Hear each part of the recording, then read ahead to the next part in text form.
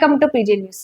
ఆంధ్రప్రదేశ్ ఉప ముఖ్యమంత్రి పవన్ కళ్యాణ్ మళ్ళీ తన ఉదార స్వభావాన్ని చాటుకున్నారు. ముఖ్యంగా ఆంధ్రప్రదేశ్ లో ఇటు విద్యార్థుల సమస్యలు అవ్వనియండి, లేదంటే రైతులకు సంబంధించి, లేదంటే మత్స్యకారులకు సంబంధించి, ఎవరికి సంబంధించిన వాళ్ళ సమస్యలు ఎలాంటి సమస్యలైనా వాటిని తెలుసుకోవడం, వాటిని పరిష్కరించడం, ఒకవేళ వాటిని పరిష్కరించలేకపోతే ఆ పరిష్కరించడానికి గల కారణాలు సంబంధిత అధికారులతో కూడా చర్చించడం, ఏ విధంగా అయినా శాశ్వత పరిష్కారాలను కూడా వాళ్ళకు అందజేసే విధంగా ఆంధ్రప్రదేశ్ ఉప ముఖ్యమంత్రి పవన్ కళ్యాణ్ అడుగులు ముందుకు వేస్తున్నారు.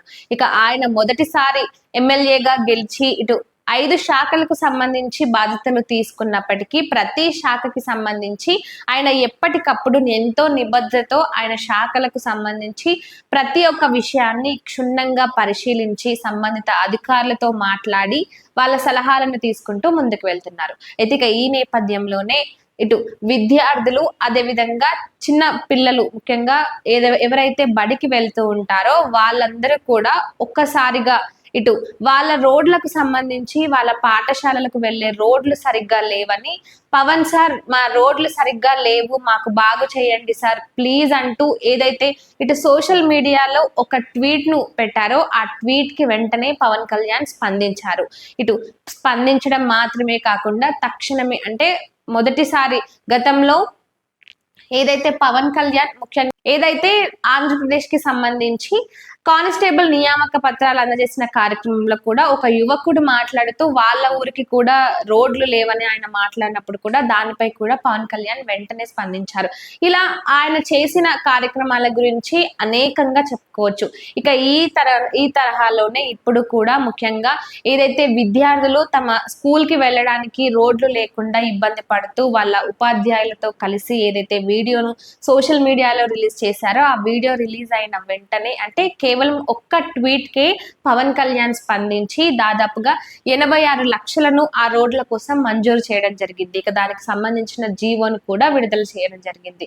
దీంతో ఆ గ్రామానికి సంబంధించిన ఆ విద్యార్థులు, ఉపాధ్యాయులు, గ్రామస్తులందరూ కూడా పవన్ కళ్యాణ్ కు ఎంతో కృతజ్ఞతలు తెలుపుతున్నారు. అంటే ఈ విధంగా గతంలో ఎంతమంది దగ్గరకు వెళ్ళి ఈ రోడ్ల సమస్యల గురించి మాట్లాడినా, రోడ్లు బాగు చెయ్యండి మొర్రో అంటూ బ్రతిమలాడినా కూడా అధికారులు ఎవ్వరూ స్పందించలేదు. కానీ ఒక్క ట్వీట్ తోనే పవన్ కళ్యాణ్ ఆ వీడియో పవన్ కళ్యాణ్ వరకు వెళ్ళడం, ఆయన దీనిపై మాత్రమే కాకుండా వెంటనే రోడ్లను మంజూరు చేయడం, దాదాపుగా 86 లక్షలను ఈ రోడ్ల కోసం కేటాయించడం, వీటన్నిటిపై కూడా గ్రామస్తులు మాత్రమే కాదు ఇటు ఆంధ్రప్రదేశ్ లో ఎంతో మంది కూడా ఇందుకే పవన్ కళ్యాణ్ లాంటి వ్యక్తులు రాజకీయాల్లో ఉండాలని అనుకునేది.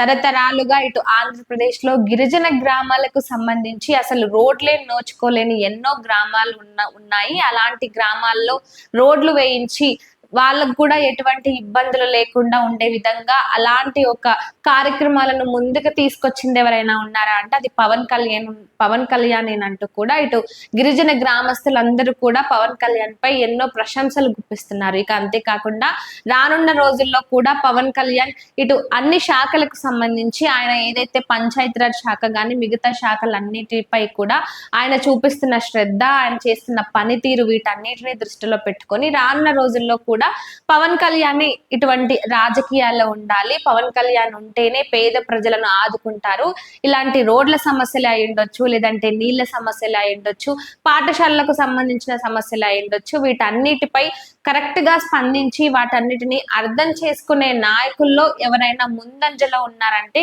అది కేవలం పవన్ కళ్యాణ్ మాత్రమే అంటూ కూడా మాట్లాడుతున్నారు. ఈ అంశానికి సంబంధించి పవన్ కళ్యాణ్ ఆ అంశంపై వెంటనే స్పందించి ఇటు నిధులను కేటాయించడం, తక్షణమే దానిపై ఒక జీవోను కూడా రిలీజ్ చేశారు. ఇక ఈ అంశానికి సంబంధించి పవన్ కళ్యాణ్ ఈ విధంగా